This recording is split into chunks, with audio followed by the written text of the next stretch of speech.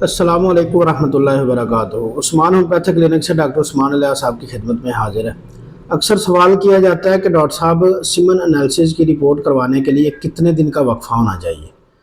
आज मैंने अपनी वीडियो में आपको बताना है कि कितने दिन का अगर आप वक्फ़ा करेंगे तो आपकी रिपोर्ट बिल्कुल ओके आएगी।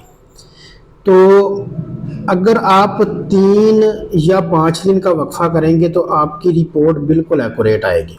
देखें, 3 दिन या 5 दिन का जो वक्फ़ा होता है उसमें आपकी मनी की मकदार जो होती है वो बिल्कुल बेहतर हो जाती है।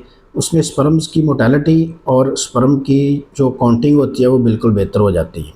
लेकिन अगर आप 3 दिन से कम वक्फ़ा करेंगे और रिपोर्ट अपनी करवाएंगे तो उससे आपकी मनी की मकदार भी कम आएगी, आपके स्पर्म्स की मोटेलिटी भी कम आएगी और आपके स्पर्म्स की काउंटिंग भी कम आएगी। और अगर आप 7 दिन का वक्फ़ा करेंगे यानी कि एक हफ्ते का वक्फ़ा करेंगे तो उससे भी आपके स्पर्म की जो मोटेलिटी है उस पर काफ़ी ज़्यादा फ़र्क पड़ेगा।